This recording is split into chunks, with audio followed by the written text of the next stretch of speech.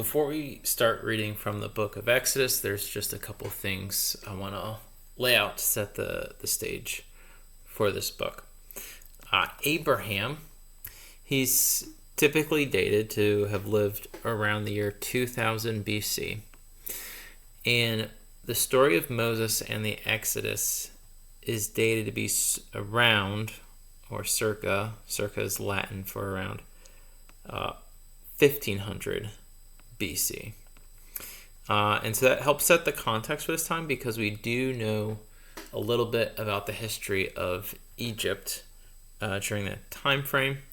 And while nothing is, absolutely certain with it, it does give us a helpful lens to kind of understanding some of the bits and pieces of the narrative. The book of Exodus begins in chapter 1. These are the names of the sons of Israel who came to Egypt with Jacob, each with his household: Reuben, Simeon, Levi and Judah, Issachar, Zebulun and Benjamin, Dan and Naphtali, Gad and Asher. So we just read about the story of Jacob and his 12 sons at the end of Genesis, and we turn the page and we're immediately reminded of them. The reason for that is because the Bible did not just fall out of the sky as a complete bounded book all ready to go. Genesis and Exodus, historically, they're separate scrolls. And so as separate scrolls, the Exodus begins with has its own introduction to set the stage for the story. And that first line, these are the names. The Hebrew title of this text is called the Book of the Names because the very first line is the names. That's a very common and ancient custom for giving a title to a text.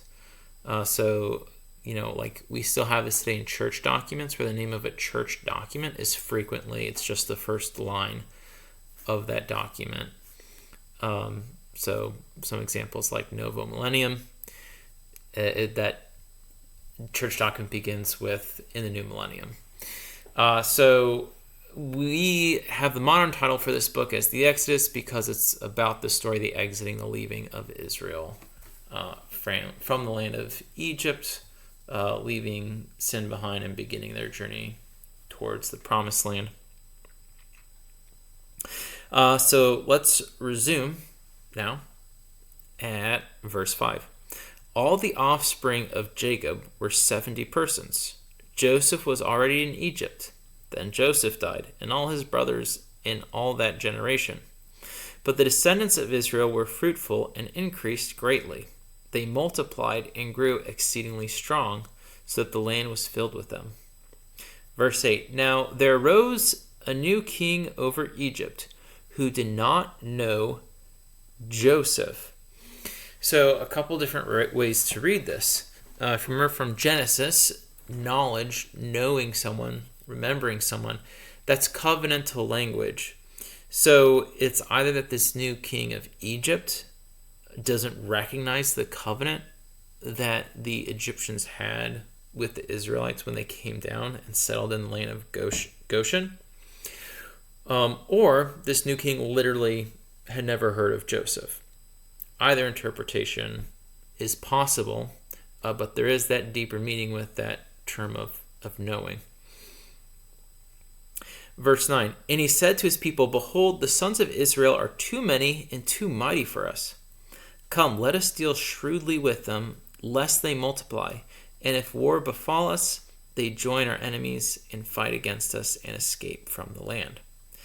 Therefore they set taskmasters over them to afflict them with heavy burdens, and they built for Pharaoh store cities, Pithom and Ramses. So why does this Pharaoh all of a sudden say he never heard of Joseph? Why does he decide that this family of people, that it's time to just make them slaves?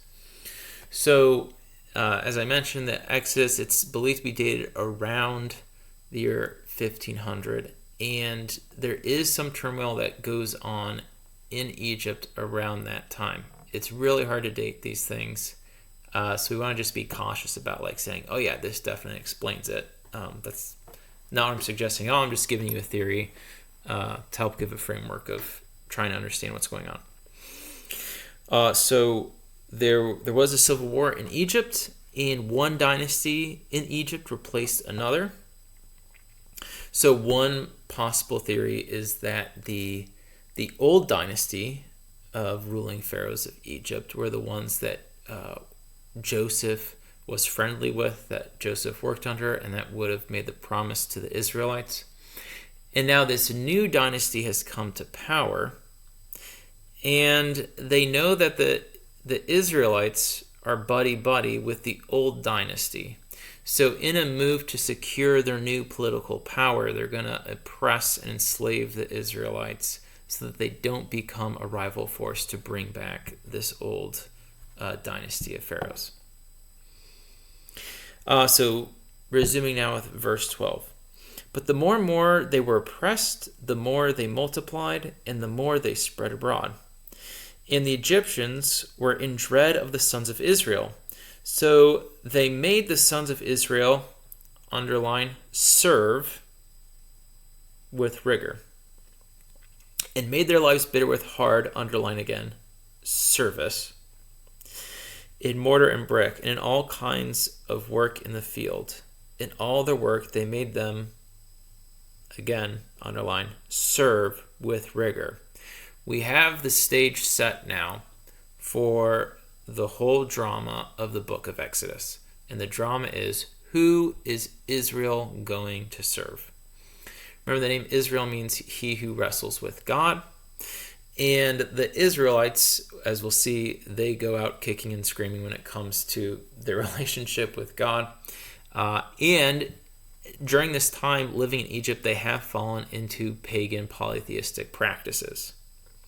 So are they going to serve the gods of Egypt and be slaves to paganism, or are they going to serve Yahweh, where true freedom lies? Okay, and that's the point of the Exodus story. A lot of times we get caught up, or like Hollywood, whenever Hollywood makes a movie about the Exodus, they have this emphasis on the political freedom because everything's about liberty and politics in America. That's not the main point of the Exodus text, as we'll see. Verse 15, Then the king of Egypt said to the Hebrew midwives, one of whom was named Shiphrah and the other Puah, When you serve as midwife to the Hebrew women and see them upon the birth stool, if it is a son, you shall kill him, but if it is a daughter, she shall live. But the midwives feared God and did not do as the king of Egypt commanded them, but let the male children live. So the king of Egypt called the midwives and said to them, Why have you done this, and let the male children live? The midwives said to Pharaoh, Because the Hebrew women are not like the Egyptian women, for they are vigorous and are delivered before the midwives come to them. So God dealt well with the midwives, and the people multiplied and grew very strong. And because the midwives feared God, he gave them families. Then Pharaoh commanded his people, Every son that is born to the Hebrews you shall cast into the Nile, but you shall let every daughter live. So Pharaoh's initial plan is to have a stealth genocide by sending in the midwives in the delivery process. Notice it's a boy, kill it. It's like, okay, sorry, you had a stillbirth. But since that plan fails, he now goes with a public genocide, ordering the execution of the males. Why is it just the males? Because when you are left with nothing but the females, they're going to have to marry somebody. And so they're going to end up marrying Egyptian men. And so the Egyptian men are then going to inherit the land of the Goshen and the whatever the Israelites do have, and they're essentially going to be bred out, is Pharaoh's ultimate plan. And you can also make a note here that Pharaoh's killing of the males, it's foreshadowed when Abraham and Sarah go down to Egypt, and Pharaoh is a polygamist and a murderer. And this is also a foreshadowing of the coming of Christ, who is going to have to flee to Egypt because of an order to execute the male children from Herod. Chapter 2. Now a man from the house of Levi went and took to wife a daughter of Levi. All right, so this guy's a Levite. He's going to have Moses. Moses is a Levite of the 12 tribes. Moses comes from the tribe that essentially received a curse from Israel that the tribe is going to be scattered throughout the land. Verse 2, the woman conceived and bore a son, and when she saw that he was a goodly child, she hid him 3 months. And when she could not hide him no longer, she took for him a basket. The Hebrew word that's used here is tevah. That's spelled Tevah. Tevah. Tevah. That's the same word that's used in Hebrew in describing Noah's Ark. So you already have like this poetry in salvation history. Noah and his family are saved in the ark from the waters. Moses in his infancy is going to be saved in an ark, right, in a tevah, or basket, from the waters of the Nile. Took for him a basket made of bulrushes and daubed it with bitumen and pitch, and she put the child in it and placed it among the reeds at the river's brink. Verse 4. And his sister stood at a distance to know what would be done to him. Verse 5, now the daughter of Pharaoh came down to bathe at the river, and her maidens walked beside the river. She saw the basket among the reeds and sent her maid to fetch it. When she opened it, she saw the child, and behold, the baby was crying. She took pity on him and said, this is one of the Hebrews' children. Then his sister said to Pharaoh's daughter, shall I go and call you a nurse from the Hebrew women to nurse the child for you? And Pharaoh's daughter said to her, go. So the girl went and called the child's mother.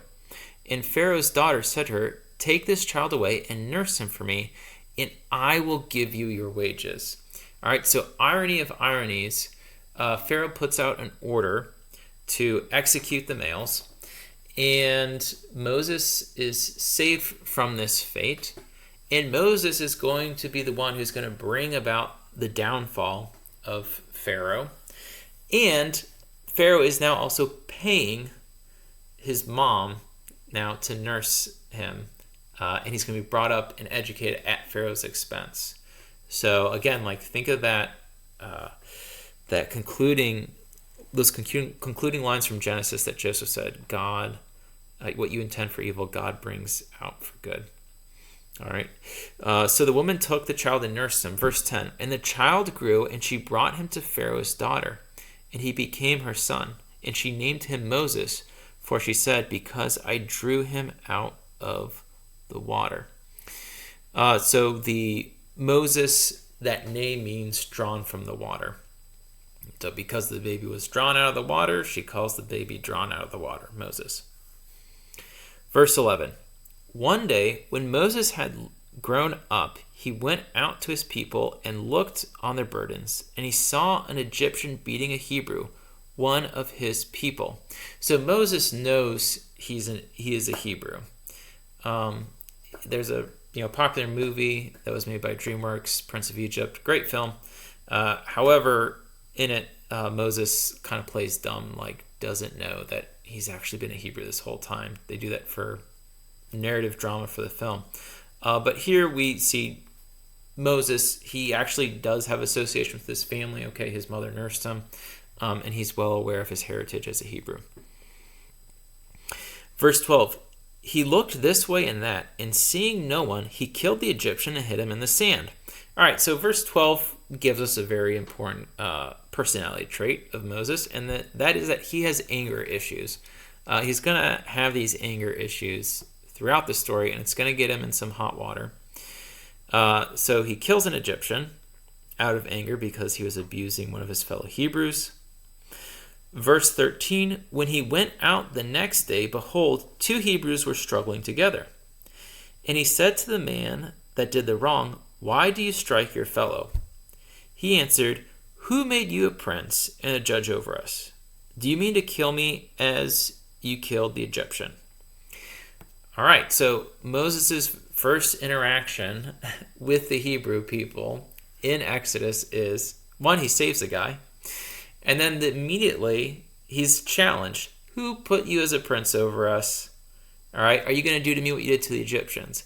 And that encapsulates the relationship Moses has with the majority of the nation of Israel throughout the rest of the Pentateuch. Okay, they are always going to be challenging Moses, pushing against him, but he's going to lead them, right, as God's appointed prophet, out of Egypt. All right, but it's not going to be hunky-dory pleasant the whole time. Then Moses was afraid and thought, surely the thing is known. When Pharaoh heard of it, he sought to kill Moses. But Moses fled from Pharaoh and stayed in the land of Midian. The land of Midian is the southern part of the Dead Sea. And he sat down by a well. All right, we get another well. So so when Joseph, back in Genesis, his entry into Egypt is through a dry well, it's a dry cistern, and he goes into Egypt. Moses leaves Egypt, and the first place he encounters is another well, but this one is full of life, all right? So we get the traditional, when you leave Egypt, you encounter the well, and then as with the same thing with Genesis, when we see the well, we start to hear some wedding bells as well. Now the priest of Midian had 7 daughters, all right, had Sheba daughters, that covenantal number. And they came and drew water and filled the troughs to water their father's flock. The shepherds came and drove them away, but Moses stood up and helped them and watered their flock. When they came to their father Reuel, he said, how is it that you have come so soon today? And they said, an Egyptian delivered us out of the hand of the shepherds, and even drew water for us and watered the flock. He said to his daughters, and where is he? Why have you left the man? Call him that we may eat bread. That language of eating bread, sitting together, that's a sign that you are in unity with someone, that you're at peace with someone. It's a very serious thing to share a meal in a Middle Eastern culture. Verse 21. And Moses was content to dwell with the man, and he gave Moses his daughter Zipporah. She bore a son, and he called his name Gershom, for he said, I have been a sojourner in a foreign land. One more point on the contrast between the wells of Joseph and Moses. Joseph brings the people into Egypt, right, and Moses is going to be bringing them out. So you have this inversion of the wells as these contrasting symbols of what the end result is going to be of these two prophets' missions. Verse 23, in the course of those many days, the king of Egypt died, and the sons of Israel groaned under their bondage and cried out for help. And their cry under bondage came up to God.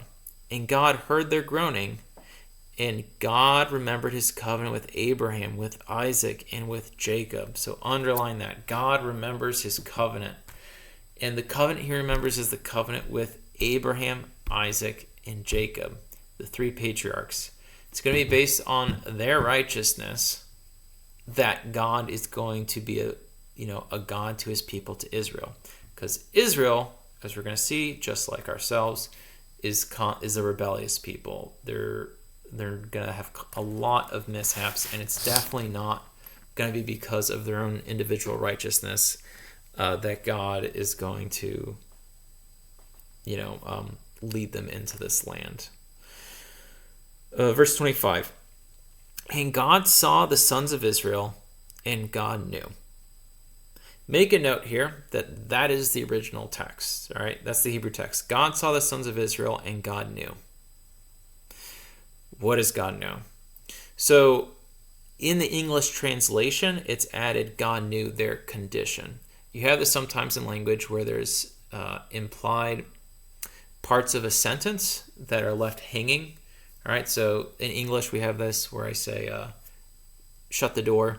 Okay, it's implied that there's a missing pronoun there, you, shut the door. So you have different levels of this in other languages. And in this it says, and God saw the sons of Israel, and God knew.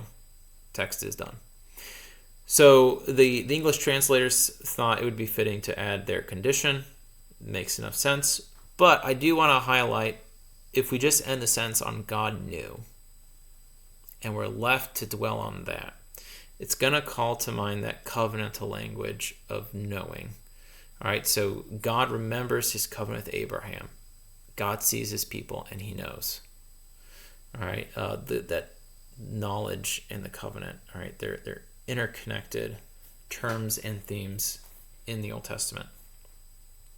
All right, we'll stop there for today and we'll pick up with chapter 3 tomorrow.